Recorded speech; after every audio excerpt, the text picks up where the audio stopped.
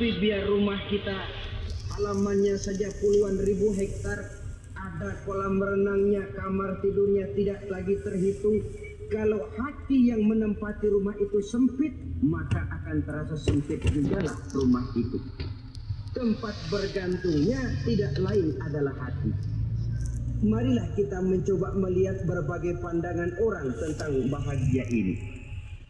Ada orang menyangka bahwa bahagia itu kalau dia mendapatkan harta yang sebanyak-banyaknya. Siapa yang banyak harta, dialah raja. Apa yang dia mau, seluruhnya bisa dibeli. Keamanannya, dia bisa menyewa petugas.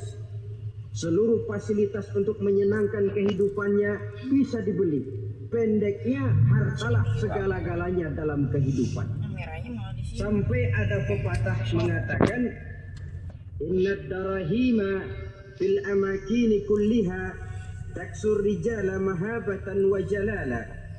Sesungguhnya harta, dinar, dirham, uang di mana-mana selalu bikin hebat orang yang memilikinya. Coba lihat orang yang punya duit sama yang enggak punya duit, jangan gaya hidupnya, gaya jalannya aja lain. Wahia lisanun liman arada fasahatan, wahia silahun liman arada qitala.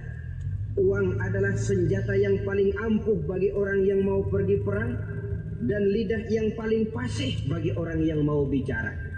Kalau bicara dengan lidah macet, cobalah bicara dengan harta, lancar.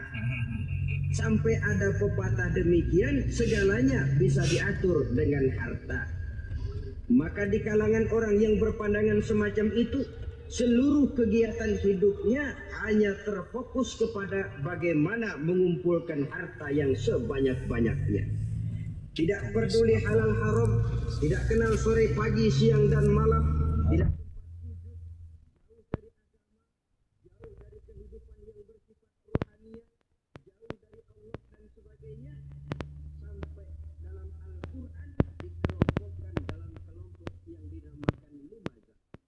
Allazi jama'a malahu wa addada yahsabu anna malahu akhlada.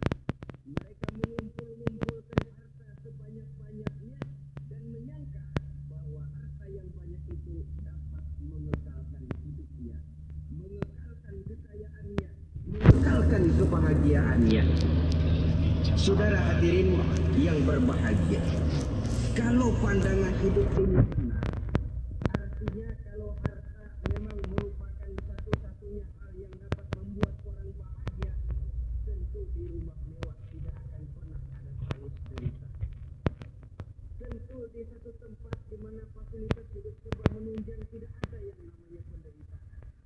Tapi suka dan duka, sedih dan gembira, senyum dan tawa adalah milik setiap orang, baik dia punya harta maupun dia tidak punya harta.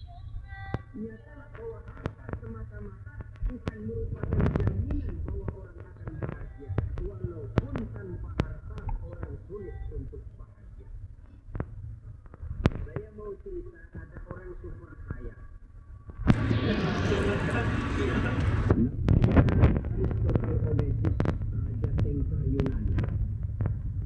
Dia punya kapal tanker saja konon sampai 11 banyaknya. Punya perusahaan penerbangan yang disebut Olympic Airlines. Punya hotel di berbagai kota besar di dunia ini, sejak dari New York, London, Paris, Rome dan sebagainya. Bahkan punya pulau yang dia namakan Pulau Scorpio. Ini kan namanya sudah kaya nggak tanggung-tanggung, punya pulau. Nah, dia punya 2 orang anak, yang satu laki-laki namanya Alexander, yang satu perempuan namanya Maria Onesius. Seluruh harapannya tertumpah kepada lakinya Alexander ini, yang akan meneruskan usahanya, meneruskan kekayaannya, meneruskan dinastinya. Apa yang terjadi? Ternyata anak yang dia harapkan yang bernama Alexander ini mati muda dalam kecelakaan pada waktu dia olahraga.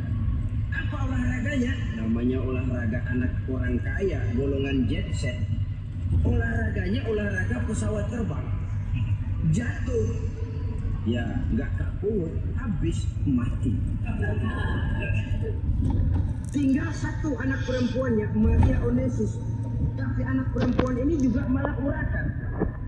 Terakhir dia pacaran bahkan kemudian kawin sama orang Rusia.